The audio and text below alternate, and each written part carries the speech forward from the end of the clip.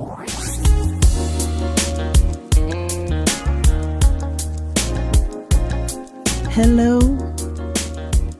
it's us.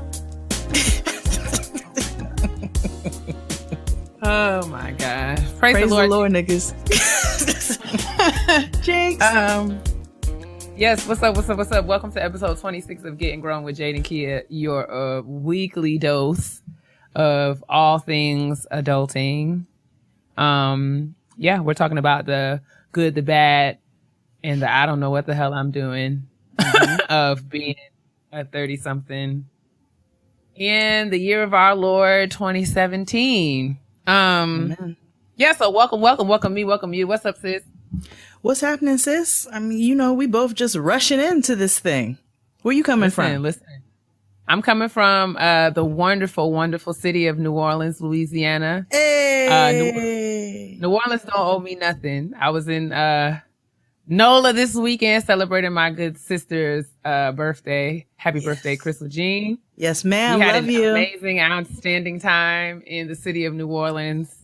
And to make the trip just all the more fantastic, I got to sit next to one of New Orleans' finest on the way home. Big Frida? No, honey. I just a beautiful black man. Monster with the fade? No. Just a beautiful black man. We shared awesome conversation in during the flight. Oh, you're talking about one of New Orleans' literal finest.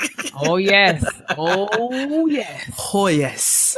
I'm thinking, listen, that boy has been eating some red beans and rice, and I just want to shake his mama's hand and tell her I thank you so much for all that you have done. I have an important question.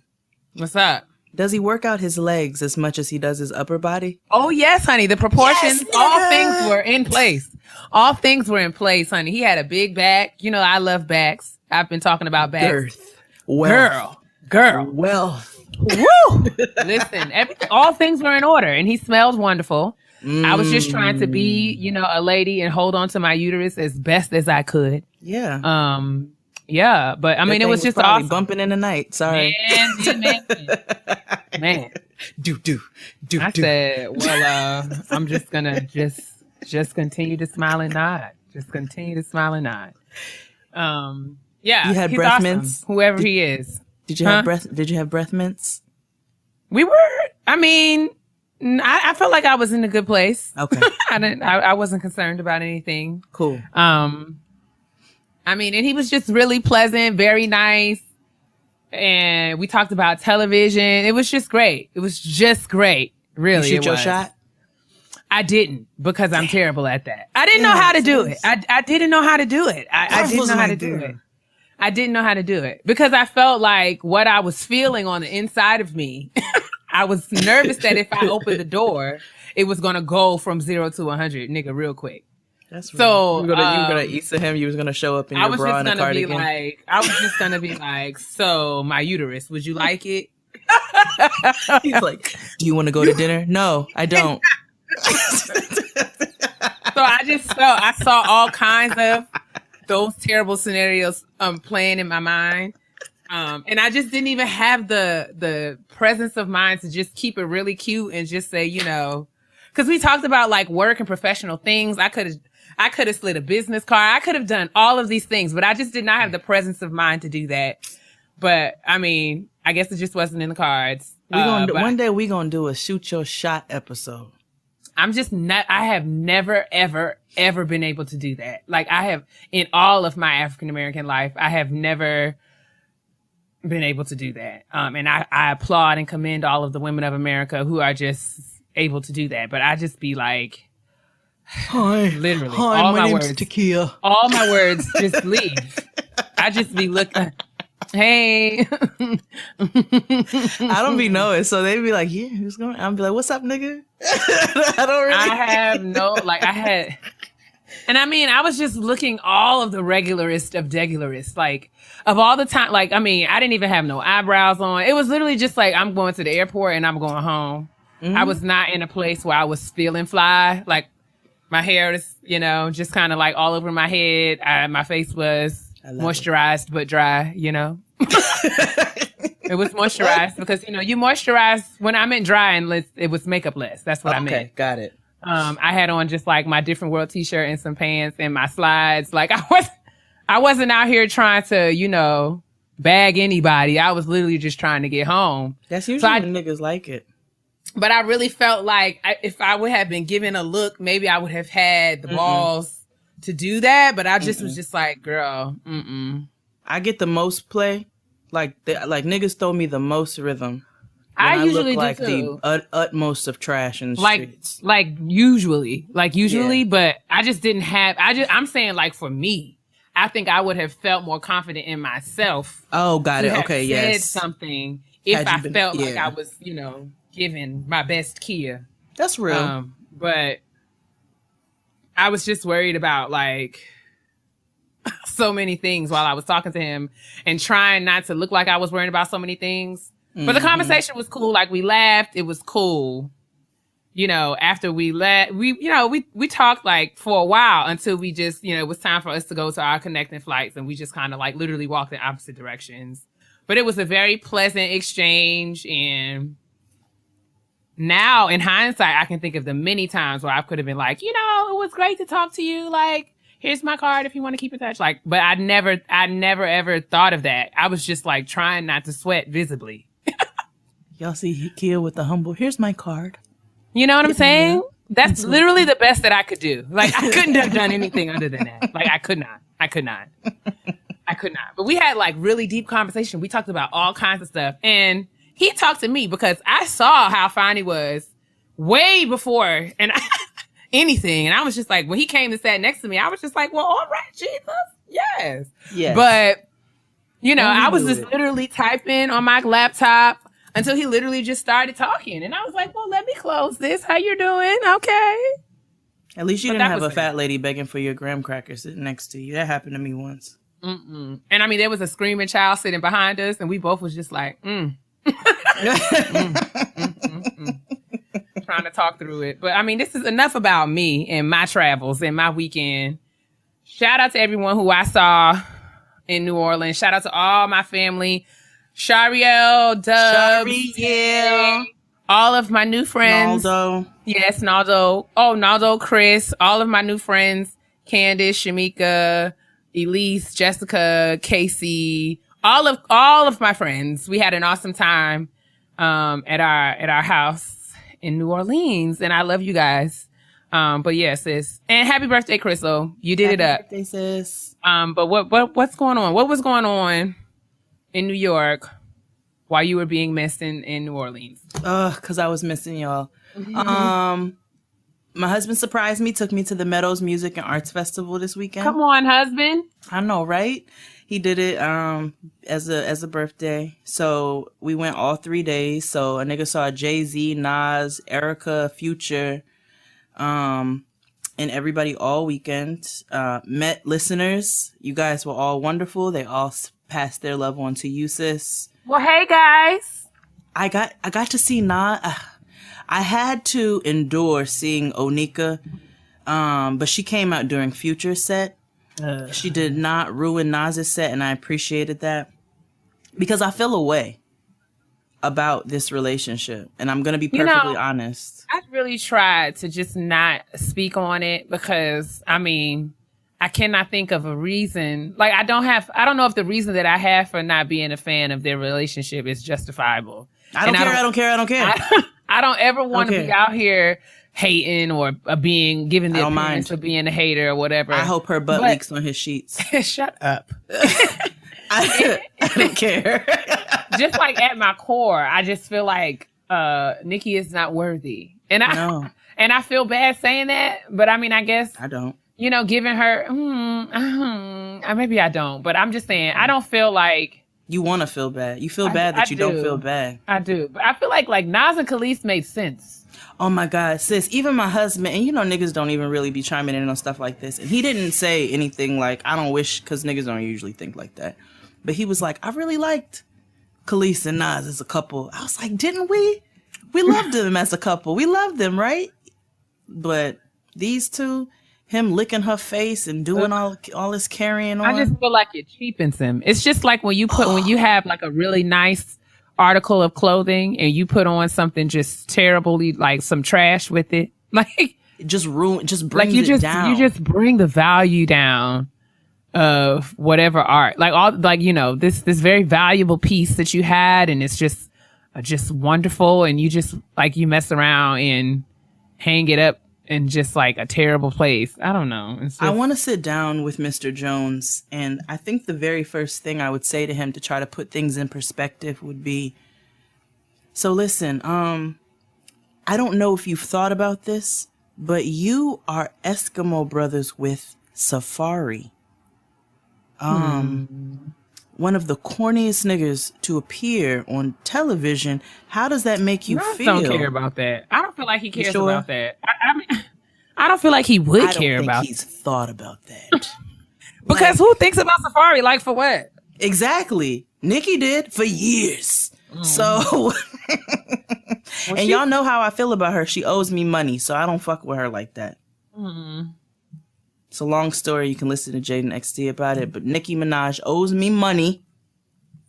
And for that, until she pays what she owes, I'm going to be hating. I hope a butt leaks on the sheets. I want to pop on her titties. I'm not here for the relationship. But anyway, what's wrong? I don't know. I was just saying. I saw Nas. I know that he performed at the Meadows. The Meadows Music and Arts Festival. Yeah, I know performed there. I know. I feel like he performed in DC. Here recently. Yes. With Lauren. Yes, indeed. And I know that he had a beautiful blue Dupioni silk set. I said, "Come on here with this wealth." We're gonna talk about this set. This set. He just looked like an expensive Chase Lounge or something. Come on, give me. He gave me like wealthy. Of loneliness. Oh gosh, don't do T-Boss like that. But anyway, and we don't talk like we used Nas to. Looked like a old, like, I don't know. He just felt like it just was wonderful. It was beautiful. He had on loafers with it. We saw a little bit of his ankles. They were so much like, it was like adult Nas. Like, I'm grown, and you niggas will never ever be able to see me. It just gave me. And then he licked Nicki Minaj's face. Why you had to ruin it? I was celebrating. Delicious. So I guess because you have, this is a wonderful transition. Okay. You brought up this beautiful blue Dupiani We love it. Love it. Suit. He just looked like a duvet cover, a wealthy duvet cover. Wealthy duvet cover. My God. With some gold trim. Oh, awesome. Some real belly-ish. So let's go into shout out to my sis. Indeed. My sis is popping right now, like. Shout out to my sis, coming straight out of the intro.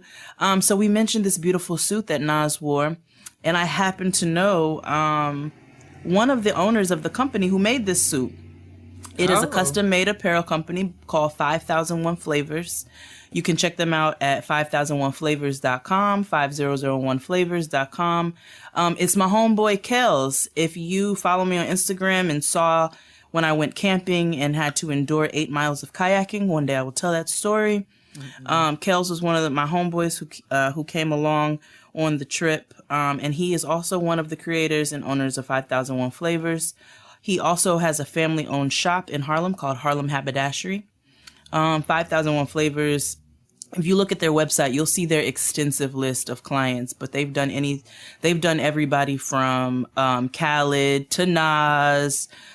So definitely check out their client list. And if you are in the New York City area or in the tri-state area, period, you can check out 5001flavors.com for any special events that you have coming up, any special occasions. If you just need a dope fit for something, make sure you check them out and tell Kels that Jade and Keia sent you from Getting Grown.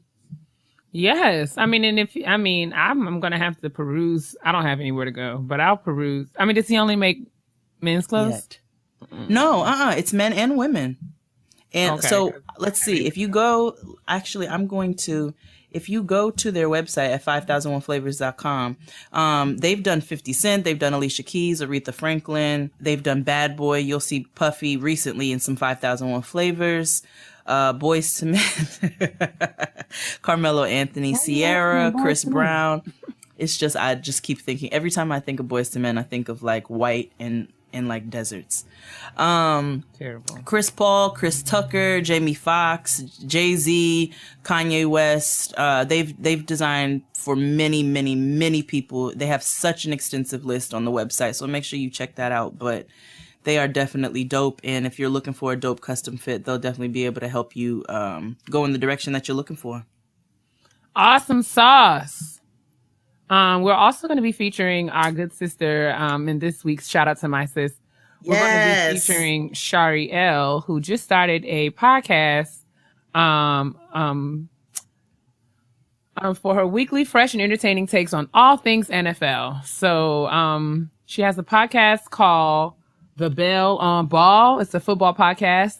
And listen, Shariel is possibly the most passionate football fan I have ever seen or known in all of my and one of the African-American funniest life. people that I know. Literally. So if you are a girl or guy who loves the sport of football and you want to listen to someone who shares the love of the sport and will have honest, fresh, entertaining opinions about all things football, you should definitely give The Bell on Ball a listen. It's available everywhere you can find podcasts, iTunes, SoundCloud, Stitcher, etc., etc. We will link the podcast in our bio along with the information for 5001 Flavors. And y'all be sure to check out Shariel, the Jazzy Bell, on The Bell on Ball. And make sure you leave a comment, tell her we said hi, and subscribe. Support her. Yes, support her. And listen, if you're not supporting the NFL right now, I completely understand. I'm not, but I also, you don't have to tell us that you're not supporting the NFL. Just, if you are, go support Shariel. If you're not, I know exactly why. And I fully 100% support Colin Kaepernick. But if you are watching football because you are like myself and it doesn't bother you to eat Chick-fil-A, then by all means, make sure you check out The Bell on Ball. Shariel is probably, like Keia says, she's the most passionate football fan that we know. She's one of the funniest people that we know. I have been friends with Shariel for going on 12 years. So I've damn near grown up with her. And she's an all-around amazing, hilarious individual. One of the smartest people I know. And she sounds like she is straight out of Atlanta because she is. Listen, and when I tell you that the Lord has gifted her hands in the way of frying chicken.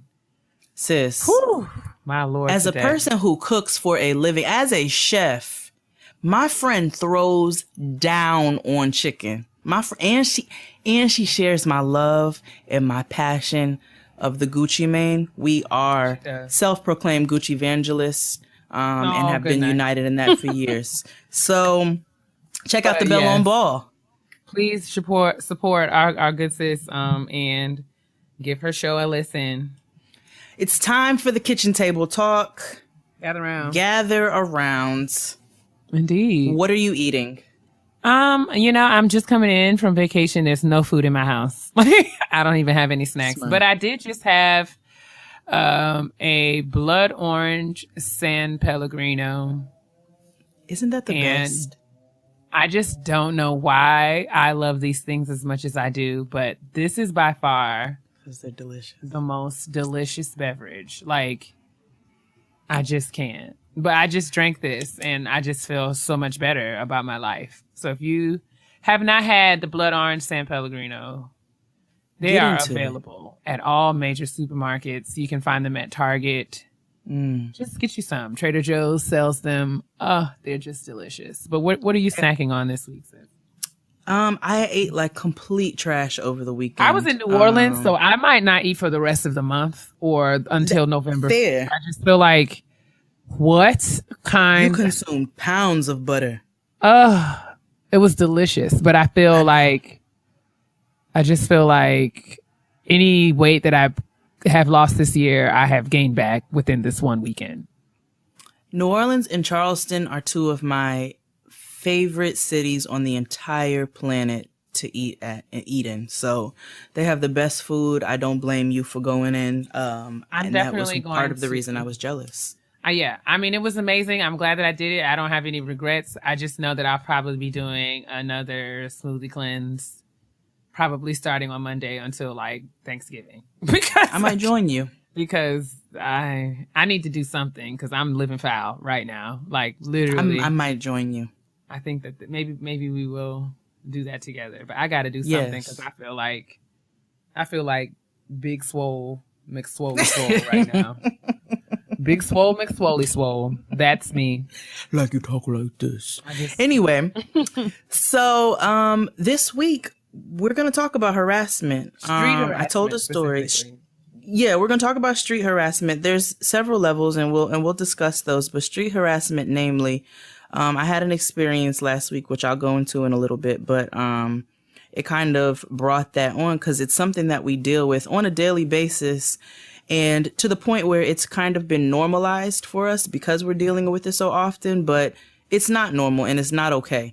And I know there have been campaigns and there have been rants by multiple people about street harassment, but we thought it was something that we should definitely talk about because it's something that we're all dealing with. So much so that we put out a question on Twitter, how many of you all have dealt with harassment? And we got a number of responses from listeners about the different types of harassment. And so many. Most of them being, we had one, it wasn't funny, but it was, where somebody was talking about a homeless person who calls them all kinds of uglies and niggers and shit like that. And they think because they're white and homeless that they can still talk to people any kind of way. That's still a form of harassment. But if I don't give you money and you start cursing me out, it's also not fun. Street harassment is not funny because it has been taken to a level where it has become dangerous. People have lost their lives over it. There was an instance Labor Day last year where a girl did not want to accept, a lady did not want to accept the advances of a nigger on the street at Juve. And she didn't want to dance with him. She didn't want to accept his advances. And he shot her in the face. So street harassment it has been taken to a level where it has become very dangerous. So we thought it would be appropriate to discuss street harassment, what it is, how to identify it, and then ways that we can, practical tools and ways for us to respond and protect ourselves while we're dealing with that. So, with all that being said, excuse me. First of all, sis, why don't you give the people the definition of what harassment is, the proper definition? So I looked up street harassment. I just did a random Google Isha search. And I found a website called stopstreetharassment.org that gives a pretty comprehensive definition for street harassment. And they preface it by saying that there is no standardized definition of street harassment yet. But they have a working definition because it is something that is very fluid and continues to change over time. So their working definition is gender-based street harassment is unwanted comments, gestures, and actions forced on a stranger in a public place without their consent and is directed at them because of their actual or perceived sex, gender expression, or sexual orientation. Street harassment includes unwanted whistling, leering, sexist, homophobic, or transphobic slurs, persistent requests for someone's name, number, or destination after they've said no, sexual names, comments, and demands, following, flashing, public masturbation, groping, sexual assault, and rape. Yes. So that is extensive. And then I guess the definition in the dictionary of harassment in general, aggressive pressure or intimidation, persecution, intimidation, pressure, force, coercion, hassle. And it is, in the legal sense, it's a behavior that appears to be disturbing or threatening, refers to persistent and unwanted sexual advances, typically in the workplace, where the consequences of refusing are potentially very disadvantageous to the victim. Indeed. So, I guess we can talk a little bit first about since this is about street harassment, but we do want to address the harassment that people face in the workplace. Have you experienced any harassment in the workplace? I can't say that I've experienced harassment in the workplace, no. Personally, I have not. I've definitely experienced street harassment, but workplace harassment is not something that I have been. I mean, people have said I I have been, I don't even want to say inappropriate, but I have had conversations with men in the workplace that have not always been comfortable. But I've never been in a situation where I felt like not safe or that someone was intentionally trying to force himself or herself on me in any way, shape, form, or fashion. So yeah. What about you? I'm not laughing. You just laughed, but I know. Okay. So I had harassment start early in the workplace. It's never gotten to the point where, and we're going to talk about that too, because there are ways to respond. And we know that not everybody has has it in them to respond in a manner where they're able to pop back and snap back. You know what I'm saying? And we want to make sure that we address that. But I have experienced it. First, I was young. I was a teenager working at McDonald's. I was 15. And I had a boy named Drew who I worked with. Drew. Who tried to kiss me in the walk-in. And I punched him because you don't try to kiss me. And I have never even... Is that Fenty Beauty? Sorry. No, it's just a mirror. And way to tell the people that I'm multitasking. Jeez. I was just fixing something is in my eye. Really, miss? What are you doing over there? Opening presents or whatever it is you said? Because my multitasking doesn't make noise, sis. But you're still doing it. But I'm saying So- it's not bothering nobody. I'm just trying to make sure my contact stays in my eye. I was looking in the mirror because my eye is itching. Honest. Girl, just keep talking. You over here worried about what I was doing. So Drew tried to kiss me in the walk-in and I punched him. So that was my first experience for harassment, and I was able to handle that myself. I did not have to go to HR. But if you're in a situation like that, where you are in the workplace and somebody is making you feel uncomfortable, we'll go into some of the steps as to how you should handle that. But that was my first case of work harassment. Outside of that, I hadn't really dealt. I mean, you know, I've had niggas make inappropriate comments. I'm able to kind of just pop back and make comments back. But I did witness the fall of a serial sexual predator in the workplace.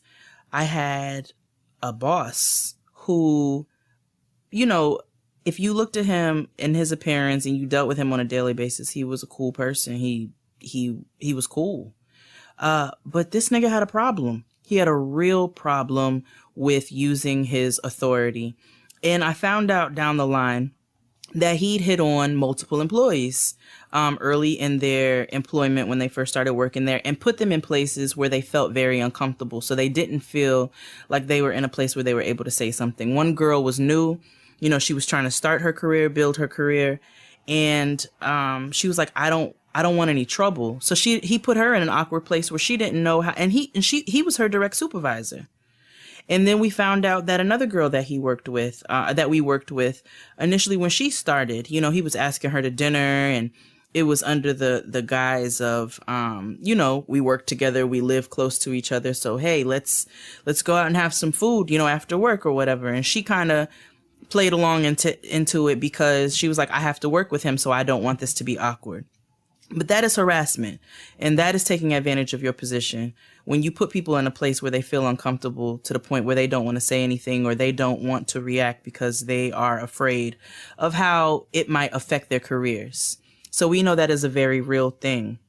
And that is something that I witnessed, which I think is absolutely disgusting. Not to mention that he hit on another coworker's roommate. He hit on one of my friends. He's hit on clients. He's made inappropriate comments about clients. So things like that are never okay in the workplace. But, yeah, that's probably where I've seen it the most in the workplace. That's probably so the when most you're that I've saying seen. like harassment, can you use your clarifying, like you're talking about sexual harassment in the workplace? Sexual harassment. Okay. Yeah, I'm sorry. Okay. We're talking about sexual harassment in the workplace. Where somebody is making you feel uncomfortable. And it may not be direct to the point where they are like, let's fuck. You know what I'm saying? But even putting somebody in that place is a form of harassment. And you need to be very clear about that and being able to identify that.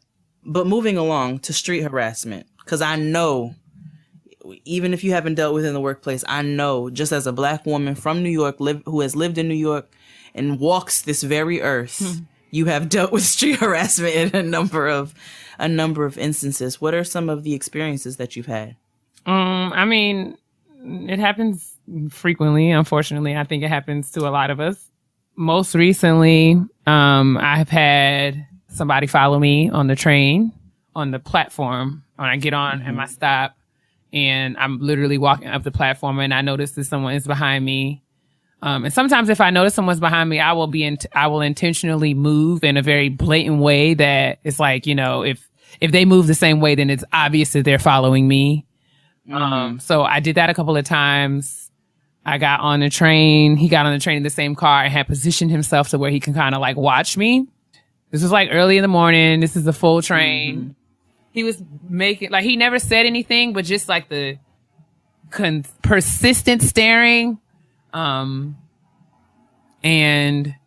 Not okay. was just like, it just really didn't sit well with me, to the extent to where like I got on Twitter and I said, you know, this nigga is staring at me on this train. I don't feel comfortable. And I literally said, if something happens to me, this man did it, because he just, so I didn't feel comfortable, and he just kept moving closer and closer to me. And I took my phone out and I put it up like I was going to take his picture. And, he got off the train after I did that, and he stood on the platform and like threw whatever was in his hand. He threw it. I was sitting at the window. He threw it at the window and yelled some sort of curse word, as the train doors were closing. But that's happened to me more than once. I've also, you know, again, this is on the Metro again in DC. I've had someone, I was waiting for a train. I was at the Gallery Place stop. This was months ago, like maybe even last year. I was waiting. It was a later night. I think I was coming from somebody, Cortez house maybe, but I got on the train. I was sitting there. There was a bench. We were waiting for the train to come. This guy was walking past. He walked past me and came back. And then he came and sat next to me and he was rolling a blunt. Like he literally like he split a blunt and emptied out the guts and was like re-rolling it. And I was just on my phone. I had my headphones in and he was just like, you don't want to talk to me? And I was like, no. No, I don't. And he said, I think you should talk to me. What's your number? Blah, blah, blah. And I made it pretty clear that I didn't want to talk to him. I wasn't like, you know, rude about it at first, but it was just kind of like, no, I'm good. No, thank you. Blah, blah, blah. But he was just like, I don't understand why you don't want to talk to me. Like, you know, I'm a nice guy, blah, blah, blah. He got on the train with me, rode the train with me to my stop the whole time, constantly asking me for my number, constantly talking to the people around us. Like, she don't want to talk to me. I'm like making eye contact with these strangers. Like this, I don't feel safe. Who is this man? All the while I was holding an umbrella in my hand and I'm thinking like, if I have to, how can I dispose of this nigga? Like, how can I kill this nigga with this umbrella? Like, if it comes down to it. He got off the train with me. At that point, there was another Black woman on the train from the other car. We kind of made eye contact. And I kind of like nodded at her. She like looked at me like, girl, are you all right? And I just like shook my head. So when we got off the train at the same stop, I stopped because I didn't want it to be a situation where I'm walking to my house and this nigga is walking with me to my house. Right. So I literally stopped on the platform and I'm just like, wait, I'm just like looking straight ahead, like at nothing. And the lady who I made eye contact with, she's at the escalator and she stopped, like, and she said, she just stopped and she just nodded her head, like, I'm going to stand here. And the guy is still talking to me. Like, he gets in my face and he's just like, you should take my number. And I'm just like, at this point, I'm not saying anything. When I tell you that this nigga literally screamed his number in my face, he was like, 202! And I was just like looking at him like, like, I'm not laughing. He literally screamed at me and then he walked away in the other direction. I turned around. The lady was like, You know, she nodded at me. I got to her. She was just like, I'll make sure that you get out of the metro station. I waited. We waited a little while though, because I didn't want him to be like lurking somewhere and like follow me. But right. That's kind of stuff that has happened to me in the past. Aside from just, you know, I mean, and those are kind of like the biggest or the most memorable ones. But, you know, day to day, people will ask you for your number or try to get your attention. And if you don't respond in the way that they want you to, then they will call you all kinds of bitches and hoes. I've had people touch my body. I've had people touch themselves while looking at my body. Like, it's just, it's a lot of things. Yes, it is something that I have dealt with. And the older I get, I find that I'm much more conscious of it. Because I don't feel like, I mean, I don't want to say that it wasn't happening to me when I was younger. I just felt like I wasn't as aware of it when I was younger. But now, especially in light of, you know, the number of Black women, Black children who come up missing on a day-to-day basis, I try to be, I'm a lot more cognizant of what my surroundings are and where I am, and the fact that a lot of times I am navigating the streets by myself. So yeah, I guess that's those are my experiences. Did you have some that you wanted to share? Yeah, the whole reason I even thought about this in the first place is because last week, and I told the story on Twitter, I'll tell it again for those who are not on social media. I was on the train. It was a crowded train. I was actually headed to Crystal's house, and a man who was shorter than myself, maybe the same height, I don't know, looked like he's about 7-8 months pregnant, no exaggeration, got on a train. And it was a crowded train, and we all know that, you know, personal space is super limited when you're on a very crowded train in New York. But he got on the train, and I'm holding on to the bar, and he is like kind of standing behind me. So I didn't think anything of it initially. I feel his belly because his belly is so large. So that's what started making me uncomfortable. I'm like, yo, this nigga's belly. So I looked around, I turned around, and I'm like, yo, his belly's mad big. Like, that's why his belly's touching me. He can't even help it. That shit is so big. But then I felt his belly press into me. Yeah. And then I felt it press into me more, to the point where he was trying to push his pelvis into my ass. And I turned around and I looked at him in his face and I said, get your fucking dick off of me. That's not funny. I'm sorry. But like, and he was like, what? No. The train is crowded. The train is crowded. I was like, if the train's and I started screaming. I was like, if the train's so motherfucking crowded, then turn around and put your dick on that nigga. But get your dick the fuck off of me. And I'm yelling it even louder, like, get your dick the fuck off of me. To the point where he felt so uncomfortable, he got off at the next stop. Good. You get off at the next stop. Because I feel like me personally, and I'm not suggesting this to anybody, because again, Keia and I say we are not professionals. I make sure that I scream from the mountaintops.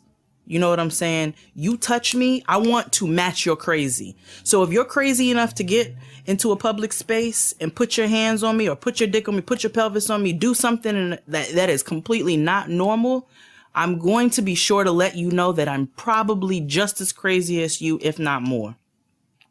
I've had several notable instances. There was a nigga who came up to me in a parking lot at a mall that was known for frequent shootings, women getting shot, people getting robbed in the parking lot. And a nigga came up, he was trying to holler, he kept trying to holler, and I told him no thank you.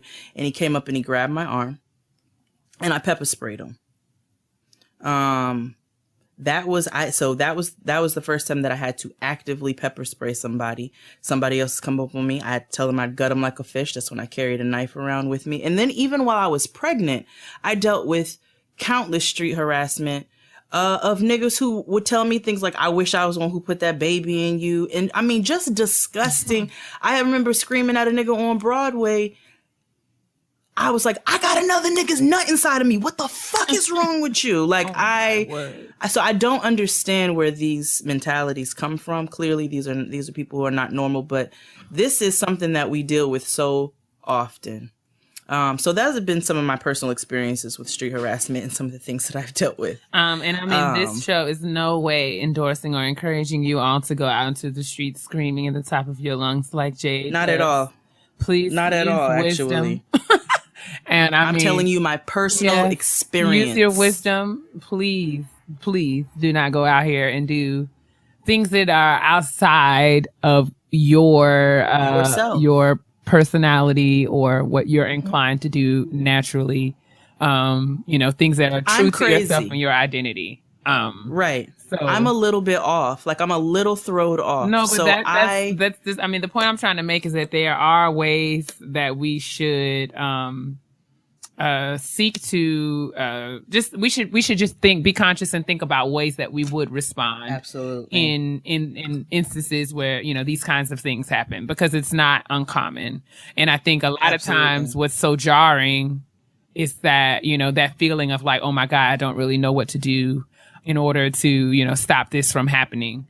But we just wanted to start the conversation again, not to give you any kind of exhaustive list or, tried and true steps of things that you absolutely should do, but just give you food for thought and to think about, okay, this is happening to me or this has happened to me. And I don't want to, I want to respond in a way that is, proactive, effective, a way that is empowering, and a way that most importantly keeps me safe as possible. As safe as possible. So yeah. Absolutely. I guess that's a good segue to some of the ways and tools that you can respond, or ways that practical ways that you can, arm yourself with, so that you can respond accordingly in the event that something like this happens to you, in the street. So, you want to start? I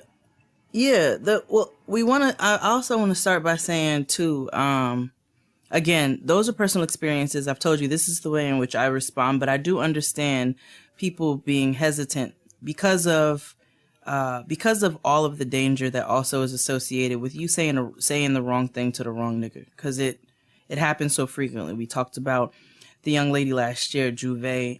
We know that there are a number of trans women who deal with harassment and death. They're being killed at alarming rates for being who they are, and that's never okay. And then women in general, we're expected to take these comments and just kind of, take them on our shoulder, on our chin, and then keep it pushing. So again, we wanted to discuss some of the practical tools to protect yourself and ways to respond when you're dealing with street harassment or you see somebody else dealing with street harassment. So the first one is, first of all, to practice awareness.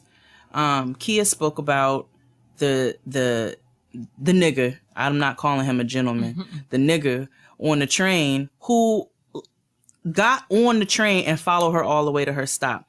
First of all, speaking to the men, having a conversation with my husband, he told me when he's walking on the street, he knows that his presence can intimidate a woman who is walking by herself.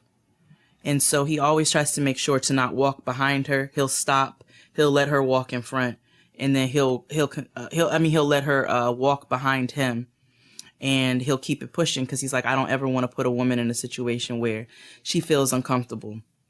So we want to practice awareness on both ends as men and women, because I know we have male listeners and female listeners. Our male listeners, be cognizant of your presence on the street. Not saying that you are, we're not calling you a big intimidating black man, but as a woman on the street, when you have a man walking behind you, I know I automatically go on guard if I have somebody walking behind me because I don't know who's out there. So we want to make sure that we practice awareness, and we're always paying attention to our surroundings. I know we like to walk with headphones on and things like that. I avidly walk with headphones and shades on, but I'm always conscious of my surroundings, because you never know what type of person you're dealing with. Right. And in practicing awareness, it's not necessarily just, awareness in the literal sense. So it is, yes, being aware of where you are, your environment, and the people that are around you. That's very important. But also just like building awareness about, and just having some level of understanding. This is for, you know, both male and female listeners. Just thinking about one of the things that I think that you know, a place of disconnect, or a place where we haven't really had a lot of conversation, especially within communities of color, is the way that power and power dynamics are kind of like demonstrated, and how you know, even some of the ways that we have been socialized, like totally unbeknownst to us, ways that we've been raised up and socialized, and things that we've just kind of been conditioned to kind of just deal with. Like, I don't think that, you know, there are some men, I don't want to categorize all men, but there are some men who don't realize the way in which, and I know that, you know, in their mind and in their heart of hearts, it's not their intention to be, you know, imposing or to, you know, make anyone uncomfortable. They're just being nice. But you have to be conscious of your identity as a person, and whatever privileges that come along with that identity. So there are spaces where women are privileged and men are not. And then there are spaces where men have certain privileges, male privilege, that women don't have. So I think if we all were just to kind of be intentional about educating ourselves about, you know, kind of what the socio-political and socio-cultural history of our country is, and kind of seeing the ways in which those things are manifest in like current context, that might help us to not only protect ourselves, but to kind of, you know, have and build awareness, to help other people build awareness around them. So I'll give you a quick example. Even today, when I was getting on the airplane for my connecting flight in Atlanta, I was in line. The ticket agent was scanning our boarding passes so that we can board the plane. There was a white man in front of me. The ticket agent himself was a black man. The black man asked the white man for his boarding pass and says, "Good afternoon, sir. Have a safe travel. Safe travel, sir, blah, blah, blah, blah, blah." So he definitely, you know, I'm saying this to say that he very loudly and very clearly addressed this man as sir, like as an adult. He looks at me and he says, "Hey, princess." And he was like, "Where you headed?" I'm just like, we all getting on the same plane to the same place. Like, why are you asking me where we headed? Blah, blah, blah. But he called me princess. He called me a pet name, right? And in that moment, I had the opportunity to just make him aware of the way in which that he, you know, he referred to the man in front of me as a man, like as an adult, and he respected him as such. Princess is something that it's a pet name. If that man in front of me could be sir, why do I have to be princess? Exactly. And, you know, it was an opportunity for me to kind of just, the way that I said it might not have been the best way. Like, I literally just looked at him and was just like, I'm grown. Like, I'm a grown woman. I'm a grown, and I have a name. I can do My whatever name I is want. clearly printed on this boarding pass. If the white man in front of me is sir, then I'm ma'am or Miss Robinson or whomever. You know what I'm saying? So, like, you know, I'm not your princess. I'm not this. I'm not that. The lady, we kept on going down the jetway. And is it the jet? What? That's not the jetway. Is it the jet bridge? I don't know. The bridge that you go on to get from the gate to the plane. So we're going past, and a black lady who was behind me, she was like, "I heard what you said to the gate agent, and do you not know that he called me Angel?" So like Stop. See, what's the problem? That's what I'm saying. Like, he was like, "Hey, Angel, have an awesome trip." And I understand that this man probably thought that he was doing something to brighten my day or brighten this lady's day. But I'm just saying that you don't know what people are dealing with. You don't know what kind of histories and what kind of charged, or what kind of emotions and experiences you can, you know, bring to the surface for people. So I think that we were all more conscious and aware of how we engage with one another, male and female. And just realize it's sometimes, even as innocent as things can sound, like it's easy for things to kind of go into that sexual connotation, you know, that inappropriate place. So I think we all can do better about, you know, being more conscious about just having, you know, just being more equitable, like, you know, whatever, however we treat one another, you know, just thinking that through. So in building that awareness, I just wanted to make sure that that I said that, because harassment is anything that is unwanted, anything that makes you feel uncomfortable. So if this creepy man is calling you baby, even if he doesn't mean it to hurt your feelings, it's okay for you to say, you know, I would just really appreciate it if you would call me by my name, or I would just appreciate it if you would not call me that. And I mean, he can be offended by it. And I mean, you can say to him, it's not my intention to offend you. And I know you probably don't mean it, but I'm telling you, you know, it's okay to set a boundary for yourself if it's making you feel uncomfortable. Fran brought up a good point. Actually, we were having a discussion about this earlier on the phone, and she said that she notices even in business meetings with men, when she's going to do business with a man a lot of times, and they don't realize this, that they always want to take her out to dinner. They always want to go out to eat in some sort of like date form. Whereas when they're dealing with a man, they don't suggest those types of settings. They're more professional settings. So that awareness, practicing that awareness is key on both parts. And like Keia said, it's always okay for you to, it is always okay for you to identify that you don't like what is being said to you and to address it as such. It doesn't have to be in an aggressive fashion. There have been many times on the street where, and it's bound to happen, I have a large derriere. It is bound oh, yes, to you do. happen. Okay, Pot. So, you know, it's bound to happen on a daily basis. I had a man tell me the other day, "Ooh, you bringing the sunshine with that dress." That's not a compliment. Like, that doesn't make me feel good. I think it's like the objectification of, like, I didn't even, like, that's what I'm saying. Like, being older gives you a lot more perspective about things, because stuff people would say to you as a child, you just would be like, oh my God, that's so crazy, but you wouldn't think anything of it. But like, it, at least for me, I didn't. But now that I'm older and I notice it, I'm not only more apt to call people out when they do it to me, but I'm more apt to call people out when they do it to people who are around me. And the objectification is just like, it's really problematic. Like it is. Even in dating situations. And I have had to do this, you know, when you have to set boundaries, and it's okay to do it. You meet someone, y'all exchange numbers, and you know, you're texting, you're talking on the phone, and you'll say, you know, y'all been doing that for 2 to 3 days. Day 4 happens, and some level, I don't know, they've reached some arbitrary mile marker for like, okay, we're now comfortable with one another. And then all of a sudden, all of the sexual innuendo, all of the, you know, kind of inappropriate things kind of happen. And I've let that stuff slide, like, you know, when I was in my 20s and my teens, whatever. But now I just be so prepared to shut that down, because I think that and I can only speak for myself. Like, I know that, you know, sexting is a thing, and I'm down. You know, if you're in a relationship with somebody and that's what y'all do, and that's y'all business, then that's y'all business.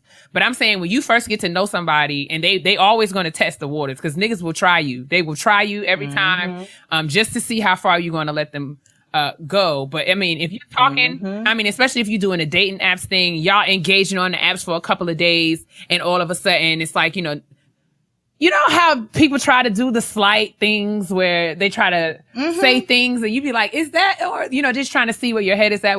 It's okay. You know what I'm saying?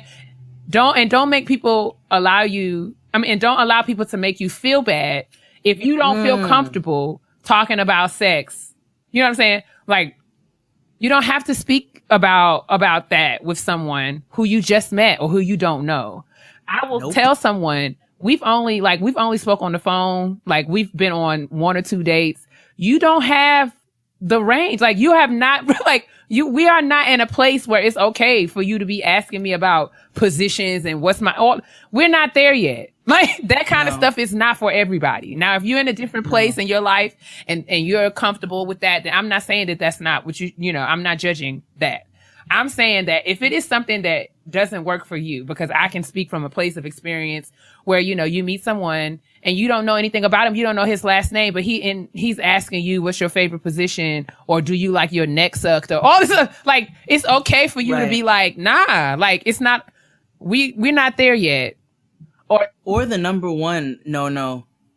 unsolicited Dick dick pictures. No. Niggas. No. Dear friends. No. If nobody asked for a picture of your member, don't send it. Don't send it by train. Don't send it by plane. Don't send it by car. Don't send it far. Don't send it by DM. Listen. Don't send it on Instagram. Don't send it by text. Don't send it on Twitter. By Facebook message. Messenger. Don't send it by Snapchat. WhatsApp. Don't send it. Listen, I mean, and listen, maybe it's a new generation. Okay, so the younger girls are out here doing different things. But as for me in my house, if I went, as for me in my house, you know what I'm saying? Like you said, I know how to use my words. I know how question marks work. I know how to make a request. If there's something that I want, I will ask you for it. But don't ever assume that this is something that I want to know. Like I asked recently, I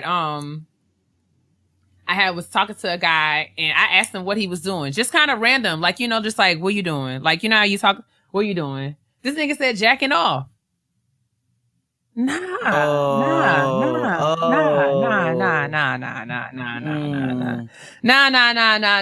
nah. Now, this is, we were talking like the show is about street harassment, right? So we're talking about harassment that comes from people that you don't know. But I'm just saying that this kind of anything that makes you uncomfortable for me, my definition is harassment. It's harassment and it's it's okay for you to set a boundary. That's all I'm saying. That's kind of like what the point of what I'm saying is, like, in terms of protecting yourself, it's okay. The first arm of defense is kind of knowing what your deal breakers are, knowing what works for you and what doesn't. Now, if a dick picture doesn't bother you, girl, get your life. Or if a nigga asking you things about yourself, what your sexual preferences are, what you like to do, if that doesn't faze you, that's your business. But I'm talking specifically for people who are receiving this kind of attention and they don't want it. Absolutely. And it's okay for you to say, nah, this is not good.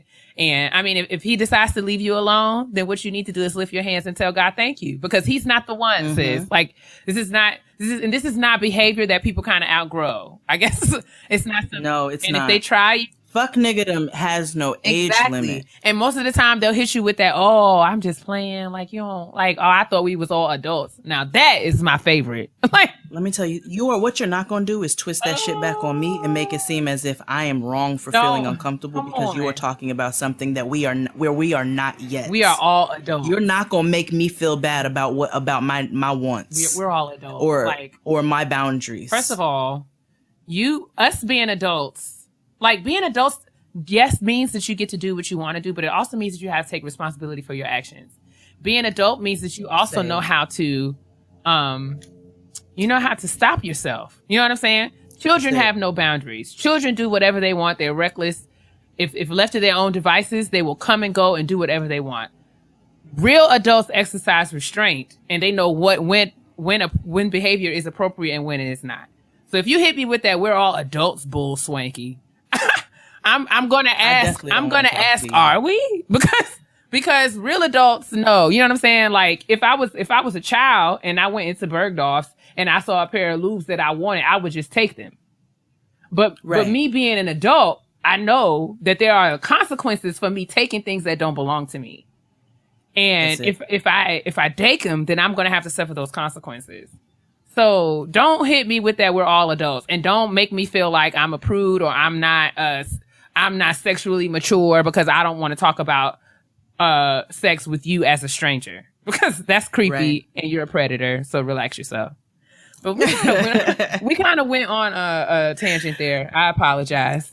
But that is step number 1 is practicing awareness, and that's on all levels. That is for everybody involved in the situation. The practice awareness of oneself, how you're coming off, how you're presenting yourself, and then also knowing that it's okay for you to say no. It's okay for you to say that something makes you uncomfortable, and then also practicing physical awareness when you're out in these streets. With that being said, number 2, speak up.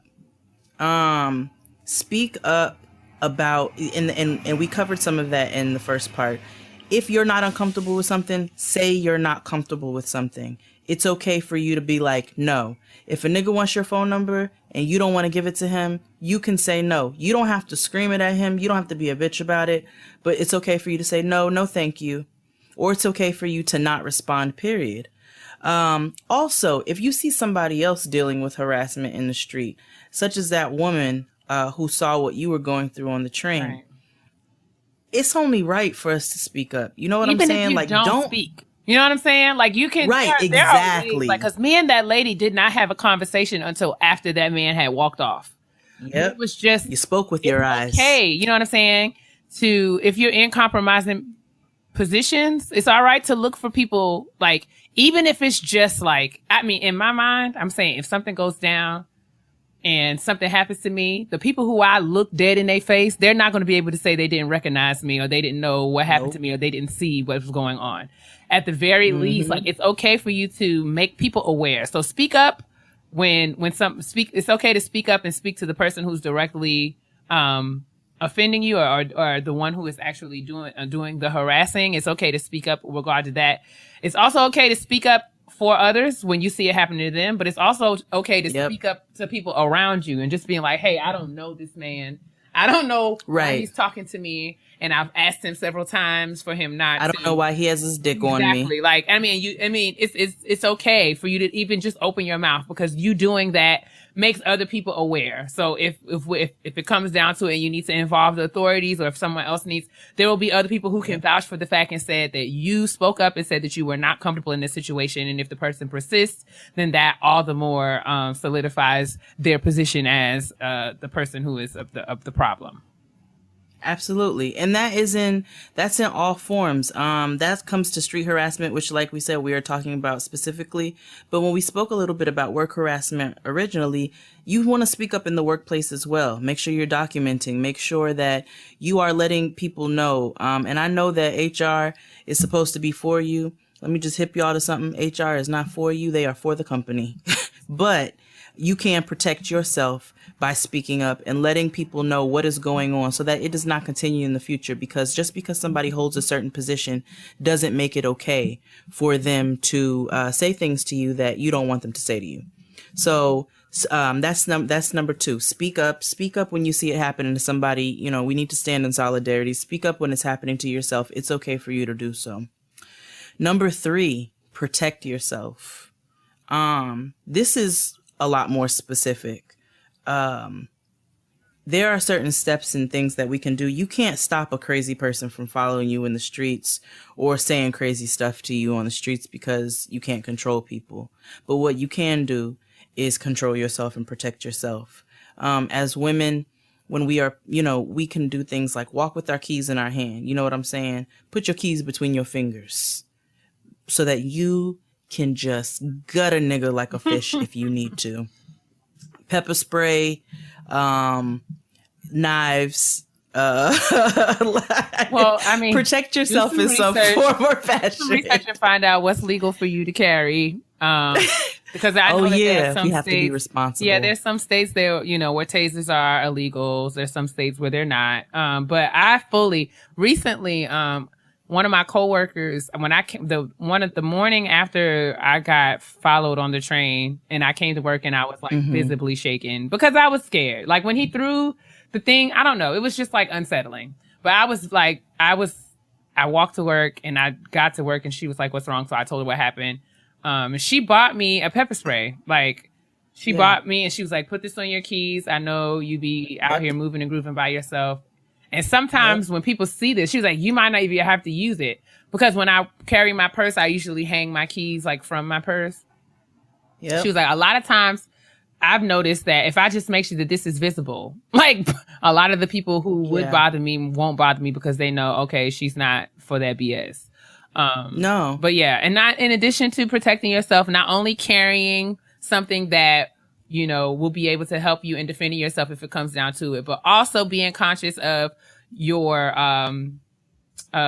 surroundings in terms of like when I walk from either my house or the work or wherever I'm coming or going with regard to public transportation, I try not to take the same route every day or, I switch it up. Exactly. And this new thing, this is not really wise, but it just makes me feel better. So where my job is, there's a lot of side streets in terms of like, in DC is really notorious for like alleys. They have these like really wide driveways and kind of alley spaces where, you know, cars park in the back of the buildings or whatever. But it's also, especially when you're walking at night, it is kind of scary because, you know, people can just kind of dip out of these places. And I have resorted to walking in the middle of the goddamn street. Like, let me tell you something. Okay. I've done it. Listen, I will get off of a sidewalk. I will get in the middle of the street because I'm like, listen, I'm going to get up underneath the street. Like, can't nobody say that they didn't see me. That's what I'm saying.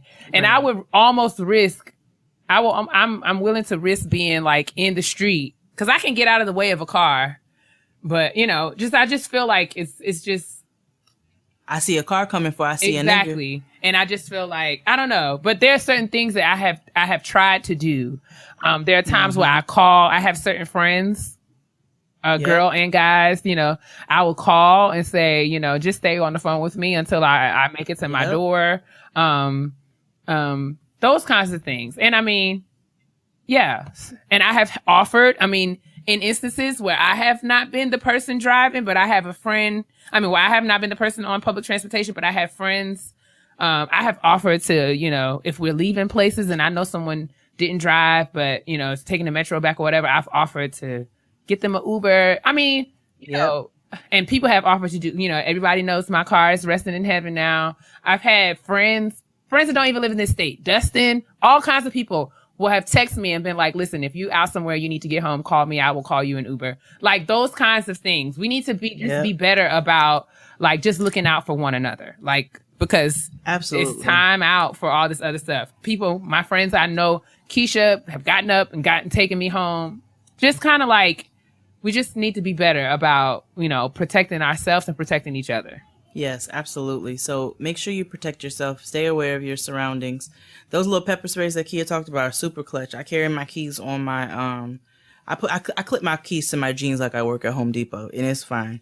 I keep them right there. It keeps them handy. I don't lose them. And I have a nice little leather pouch that carries the pepper spray in it. Unclips real quick, swipe that little red thing over, and you can have a nigga burning in a matter of seconds. So that's how I protect myself. Sometimes I do try to get on the phone with people, but sometimes I'll even fake a conversation just to appear as if I got somebody watching me at all times. Like, it's not a game. Walking in the middle of the street, making sure that you're not traveling too late on public transportation at night. Be super aware of that. I used to do that all the time, and I used to ride from like Brooklyn to the Bronx to Brooklyn, 4 a.m. That's not safe.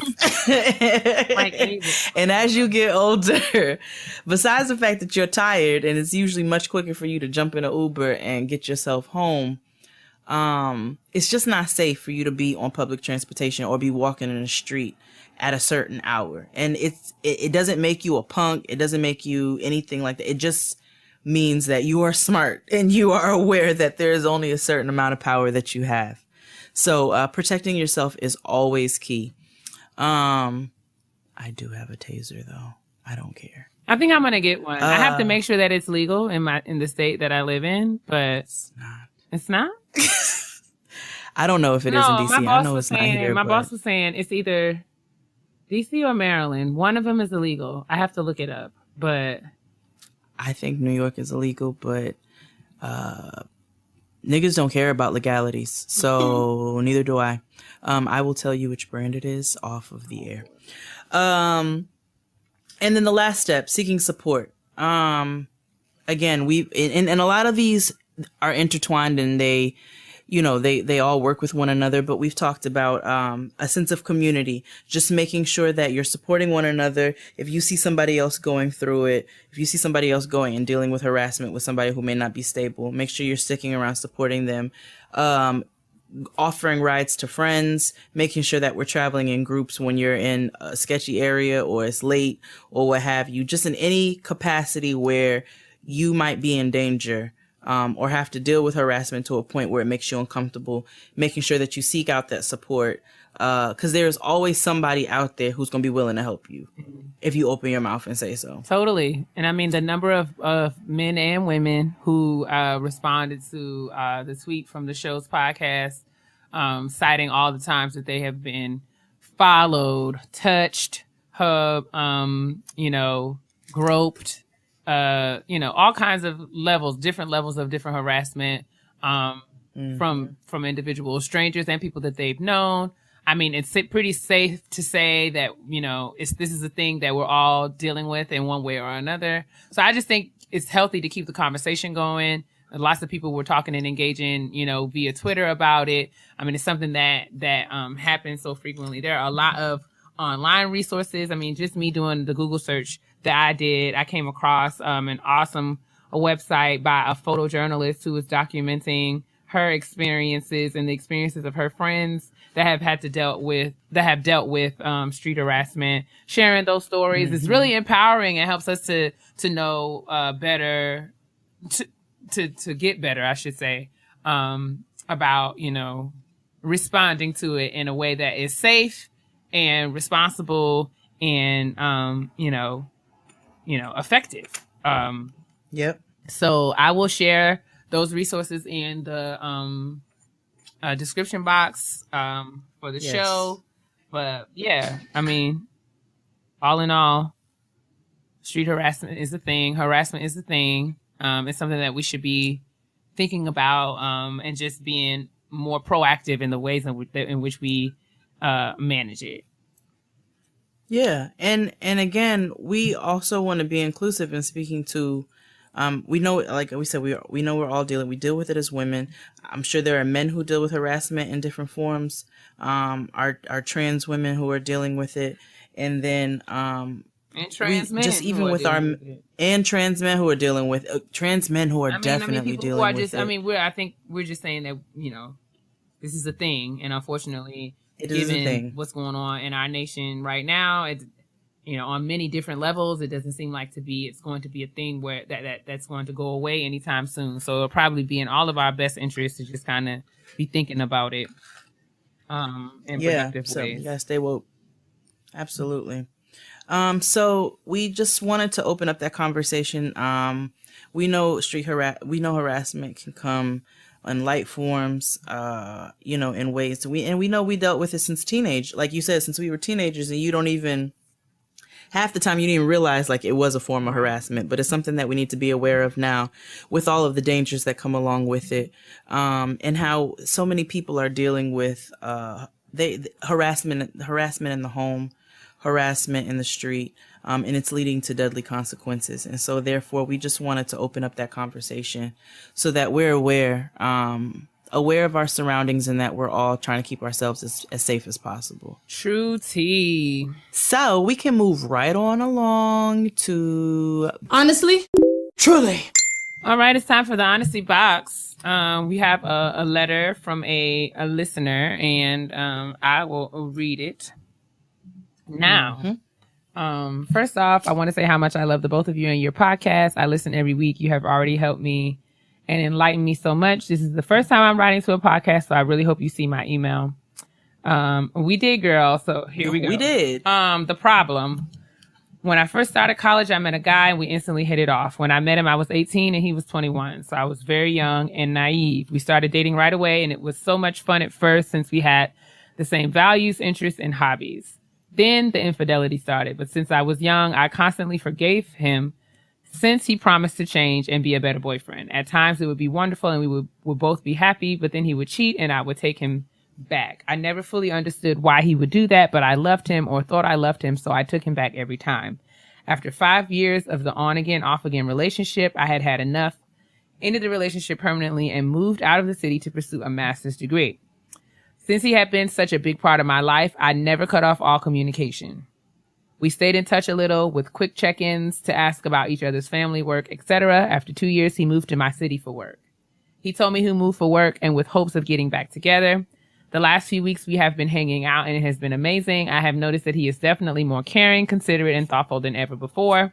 However, small things trigger me into remembering the past. For instance, his phone is always locked and tucked away, and unnecessary flirty comments to females. I'm not jealous, but it does remind me of how untrustworthy he was in the past.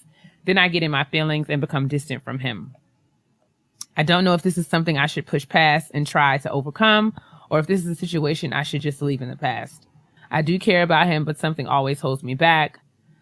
I don't know if I'm just holding on to the past too hard or if I'm justified in my feelings. I have told him my feelings and he says he will try to be better, but after a week he does something similar to push back our progress. Is this something that is salvageable, or do you think that there is too much damage and hurt to lead to a successful relationship? Any advice you can give would be more than appreciated. Thank you so much, Leo. Okay. Well, Leo girl, I'm going to let Jade take the first crack at this, and then I will jump in with my 2 cents. All right. So, you guys were really young when you started off. I'm looking 18 and 21. And obviously that's a huge developmental state, that you're in, that goes on for years and years and years. So it doesn't surprise me, as problematic as they may sound, that he cheated all over the place, because he was young. He's exploring what's going on out there. And that's such a young time to be tied to one person. I do think that it is possible for people to change. I definitely do. But I also think that when a person truly loves you and they respect you and they acknowledge the fact that they've hurt you in the past, their behavior represents that. And if there has been infidelity in the past, then he needs to understand that he has to go above and beyond to prove himself to you that he's worthy of being with you as well. You know what I'm saying? The way that you are showing him respect and showing him that you're worthy of being with him. And so if he is doing things to trigger you, that's not loving. You know what I'm saying? And that is alarming. And that is a flag that needs to go up to let you know, maybe this is not something that I need to pursue. You can't have a healthy and successful relationship if you are constantly having those feelings. And if he's doing things to trigger those feelings, then that's not good. And so I'm not saying that I can't personally say that you guys don't have a future. But I do think that some hard discussions need to be had. Some very pointed conversations about what your triggers are and what you will and will not tolerate. And we say that so often, but it's so key. You have to set your boundaries and let him know what you're going to tolerate. And if he's going to try to come back into your life, then there's certain behaviors and patterns that he needs to change. If he's going to try to be your nigga. So what about you, sis? What do you think? Well, I mean, I have to be honest. I think that the tone of this letter, and I could be wrong, but I mean, just being honest in my initial reactions to it, the tone of this letter lets me know that Leo is not, like, I feel like she knows the answer to this question. I think that, yeah, it is very challenging to build a relationship with someone that you don't trust. Like, I don't, and I think that you have not gotten to a place where you have forgiven him from the previous infidelity, because it's something that is still, like, you know, it's still a thing for you. Right. Because in order for y'all, you asked if this is salvageable. I feel like in order for y'all to build, you have to build from a fresh slate. Like, you cannot build on the crack foundation of all the other times that he cheated on you. You would literally have to, like, start fresh.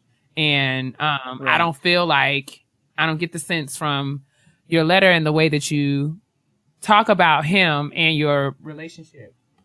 I think that you guys have a good time with one another, and it's easy. Because chemistry is something that, you know, it's one of those things, you know what I'm saying? Like, you can still have chemistry with someone who you don't like.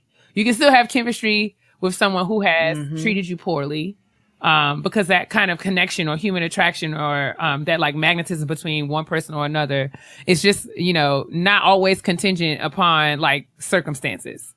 So the fact that you guys still have great, a great time when you hang out. And the fact that you guys can still spend time with one another and be comfortable with one another, that's always going to be a thing because you have, history. Right. But I'm just saying that relationships require more than just that kind of comfort.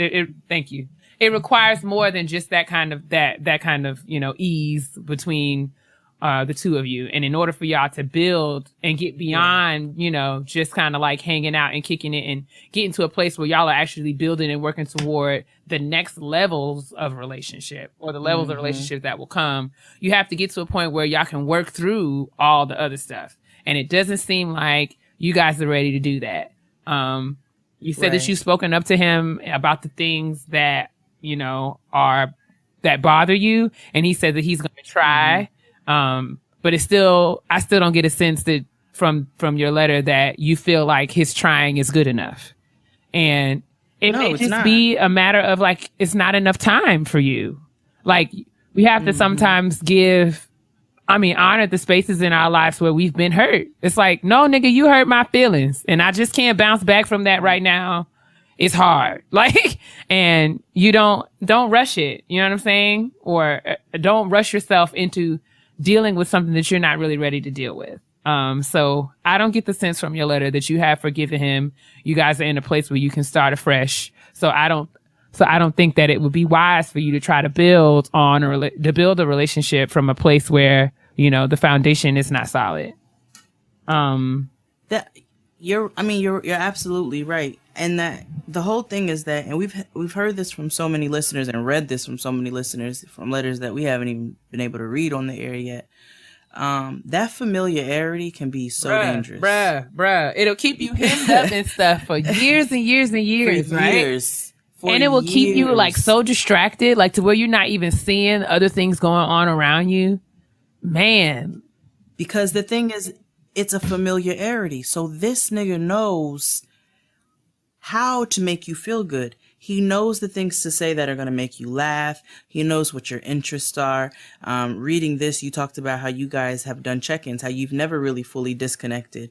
And you do check-ins about what's going on with your life, about each other's family, about work. Those are super familiar things, especially that whole family dynamic. That's another conversation. But that familiarity in general can be so dangerous because it can be so deceiving. But you've answered a lot of these questions yourself. And on top of that, you have to demand a certain level of respect. And he's not giving you that. So you've stated what you want. You've stated what you need. And it's unkind and it's disrespectful to know what somebody's triggers are and to continue to try to spend time with them and still do the things that you're doing. That's never okay. So if he's continuing to do those things and he's not meeting the standards that you've set, it's time for you to really start reevaluating the whole situation. And it might be time for a full disconnect for some time. I just think whatever you do, aside from him and his behavior, you are only responsible for yourself. You need to take some time to figure out what that is. Figure out... Yep. Think about what you want, and think about how you can get there. And if he fits in with that in some kind of way, then that's, you go from there. But I think that you should focus on yourself, focus on your own healing, focus on getting to a place of peace about relationships. Because if you don't heal from this relationship, even if this relationship is not salvageable with him, if you don't heal from the hurt, that, you know what I'm saying? If you don't heal from this hurt, from this relationship, if you meet a whole nother person, you still going to be dealing with this hurt. So I think. And I'm speaking from experience. That's experience. So that's experience. Like legit. So I think that your first order of business is to really just kind of come to terms with what's happened to you and, think about and try to find perspective that will help you to see your situation through the lens of okay, so how can I, going forward, position myself to get what I want? And, irrespective of his behavior, all of that, you have to, because at some point we have to no matter how much we love these niggas, how much we think that they're great and awesome and wonderful, we, at the end of the day, we have to remember that we are only responsible for ourselves, and we cannot make anybody do anything that they are not ready to do, are not willing to do, and are not capable of doing. Because I think a lot of times he might need to come to a place of growth in and of himself. So it might be that you need to, maybe you guys do need to take some time apart to kind of get yourselves together, because, you know, that the personal work that you have to do on yourself is really what's going to really be the basis of a strong relationship and good communication between the two of you. So I'm getting from this letter that you haven't done that, because you still have a lot of questions of yourself. So you need to get to a place where you can kind of answer some of these things on your own, because Keia, I don't even know you, beloved, but there's no way that I can, from the outside looking in, tell you what to do or whether this relationship is salvageable. But I think that that's work that you're going to have to figure out on your own. And that kind of comes with coming to terms with, you know, okay, this is what I want. This is what I need. And, you know, aside from feelings, aside from loyalty, aside from familiarity, all of that stuff will blind you and keep you in unhealthy situations for years and years and years. And at some point we have to be responsible and take. And has kept you for years. And take action on our own behalf. Like, stop waiting for people to save you and do things for you that you should be doing for yourself. And you've taken some positive steps, like even you moving and pursuing your master's, like you said. That's good. You focused on yourself, but you haven't focused on yourself in this area. You haven't done the work in this area where, you've recognized these are my triggers, and you've recognized this is what I don't want to tolerate. But I don't know if you fully set those boundaries with him. You know what I'm saying? He still has that familiarity too. And that's another thing you have to remember. Niggas play on that familiarity. They know that you're comfortable with them. They know that you have a certain level of comfort with them that you're going to always have. And so they will play on that. And you got to do the work. And that work has to be separate of him. I'm not telling you what to do as far as your communication with him, but you have to do that work on yourself. And that might mean having to disconnect, which you haven't done. So look at the things that you have done and what's not working for you, and start doing the things that are going to work for you. And start trying to figure out what that is exactly. So hope that helps. Make sure that you're sending your honesty box questions to gettinggrownpodcast@gmail.com. It is lovely every time you guys put in the subject line what it is that you're wanting specifically, whether it be a petty peeve or an honesty box, or if you just want, to write to us, whatever the case, putting that in the subject line always helps when we are going through trying to figure out what we are going to talk about this week. So thank you again for writing in, Leo, and I hope that anything we said was able to help you. Indeed, sis. Keep us posted. And I want to be very responsible of the things I say to my sister, because everybody know I can be real petty. P-E to the T-T-Y, honey. Gather around, petty children of America. It's time for the Petty Peeves, where we celebrate all things petty, especially our petty listeners and their petty concerns. Put your petty on parade. On a petty note. So I will start. Yes. We have I will read one from one of our faithful listeners. His name is Alex. Alex says, "Hey, Getting Grown Pod. This has been heavy on my spirit for quite some time. I know it's petty, but one thing that gets on my nerves is people who steal jokes and pass them off as their own. As if why did I know you were going to pick this? No one will clock it. If you borrow someone's joke or catchphrase, please at least cite your sources, honey.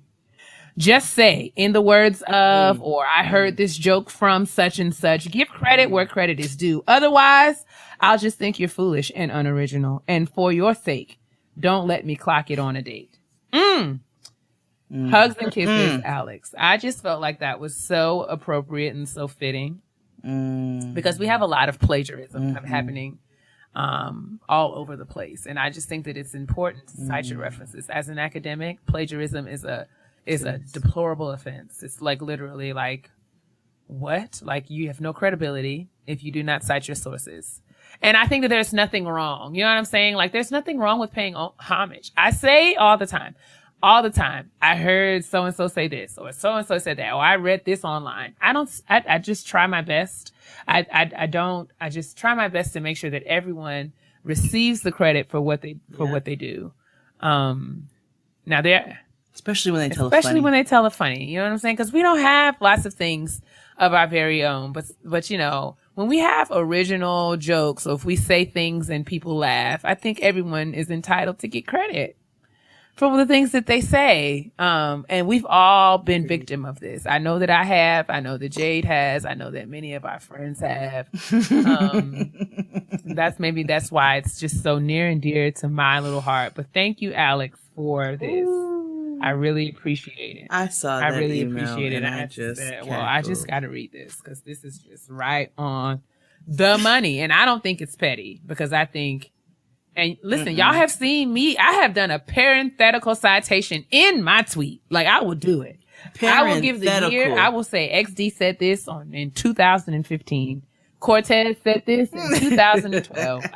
LaToya said this in 2009. Like, listen, y'all don't have to do it like me, but it's just fine. I just think it's good for us to say where you heard things from. Just give people their flowers. I can't do it like you because my memory is terrible. That is correct. However, I do try to give credit where credit is due. I remember when such and such said this to me. I remember when such and such said this. This was funny when blah, blah, blah. I made this meme. You know what I'm saying? Give niggas their credit. Be original. Be yourself. Be yourself. But it's okay if you find a catchphrase that's funny or whatever. It's cool. But just, even if you don't know where you got it from. I have said, just acknowledge that it's not yours. Just don't make it seem like even if it's not yours. Like, you know, I mean, if it's not yours, just say it's not mine. Like, even if I don't know exactly who said it, I'd be like, Twitter said. I will give. I saw this on Instagram, Facebook, whatever. I will just acknowledge and own up to the fact that I did not say it first. Yeah, or I'll quote it. I'll put it in quotes, man. Whatever. Yeah, let's do it. Just know it, like, whatever. That's a good one. Well, you know, my petty peeves generally involve some sort of commuting.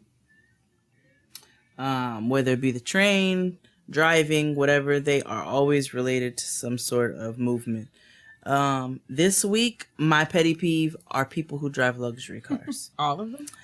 I say this because, not all of them, I guess, because I got some friends who have luxury cars, but a lot of them here in New York who I don't know are assholes. I have niggas who drive BMWs, and Range Rovers, and things like that, tend to think that they are the rulers of the road, and they are not. This morning, I had an Italian man. That's how my grandfather says it. Italian. Well, my grandma says, I just want some, like, we having spaghetti. Just go get me. I want some Italian bread. Italian. Well, my grandfather is Italian, so I could not say it, but there was an Italian man this morning driving a Range Rover. So I'm taking Noah to school, and you're not supposed to park in a certain lane for hours because people are commuting in the morning and it slows down traffic. Obviously, people still do it anyway, so you have to go around. It's slowing down traffic. That's my other petty peeve. People who, and this is why I say the luxury cars, because these are the people who do not let you in. Now, I am a courteous driver, which is why I get so annoyed with people who are not. And so I will put on my blinker. I don't just try to inch in front of people. I'll put on my blinker. You know what I'm saying? I'll try to get your attention and be like, yo, can I get over? I'm not just going to cut you off. You know what I'm saying? So I do that to this nigga. I'm like waving. I honked my horn. I rolled my window down. At this point, you are blatantly ignoring me, and it is irritating the fuck out of me. So I threw a banana at his car. But, because there was Noah did not finish her banana. She ate her yogurt, and I was pissed. Your face. So that's when I got his attention. And he rolled his window down promptly, looked me dead in my face and said, "Are you normal?" No. And I smiled and I said, "Do you want to find out?" And at that time, he let me in. Out here doing What? Everything, bro. Because I try to be courteous to people. I try to be a decent human being. Because he was driving a luxury car, he deserved to have a banana thrown in his car. No, I think because he was an asshole, he deserved to have a banana thrown in his car. About luxury cars. So how did we get here? It is just because I find that the majority of the niggas in my neighborhood who drive these luxury cars are the biggest assholes on the street. Today. So, all I say is stop being an asshole on the street. If we all drive courteous, traffic will flow. You be mad, bruh. I do, man. You be so mad, and I don't like you just. I'm you be wilding out like that with Noah in the car, and people is crazy. I know, and I beat myself up you got to do better about it later. I said it immediately. I was like, man, I can't do that. Sometimes I can't. Listen, sis, I'm learning every single day. I'm a work in progress. Yeah, me too. I get it. And I'm here to help you. So I'm here to tell you that you got to cut that crap out. I said it to myself immediately. I was like, man, I can't throw bananas at people's cars because I don't really know who's in there. I mean, I get it. We all get mad in the car and we all be wilding out. It's fair. And yes, I think it's fair to say that sometimes people who have luxury cars take privileges that they that other people don't. I think the same can be said for people who drive bigger cars. Oh, absolutely. Because people will try to bogart just because you got this Yukon don't mean that I got to do what? Like right. You still got to ask me. You don't just get to cut me off because your car is bigger than mine. Like I get it. No, you don't. But I'm just saying and you don't just can't get to be cut out me here because your car is more expensive than mine. Exactly, which I think is the point. But I just want you to know that it's not okay for you to be out here wilding with my niece in a car. You are absolutely right, and I take full responsibility. I will say I did stop riding around with my Ziploc of old batteries. I did stop that so many moons ago, so I'm working on it. I'm not going to throw any more bananas in anybody's car. Don't throw nothing. I know, but definitely no batteries and no bananas. Batteries? You're going to get a case. I used to roll around with that gallon Ziploc bag and them old batteries.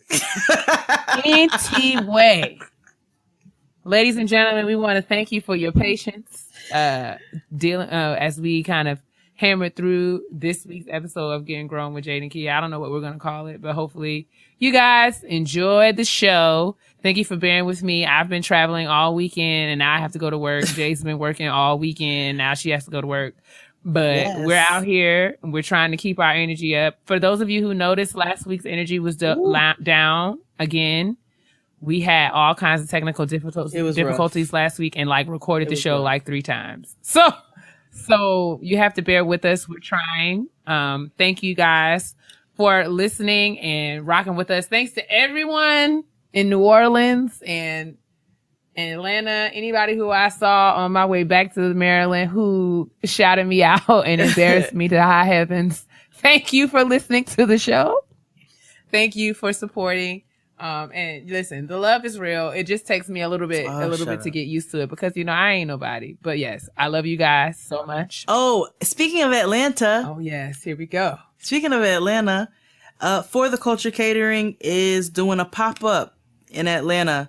I believe we're doing it October 1st, but we will have all of the information posted. I know a lot of you have already written in saying, how can I purchase tickets? So that link will be up very soon, within the next 48 hours. We just had to work out a couple of details as we are not from Atlanta.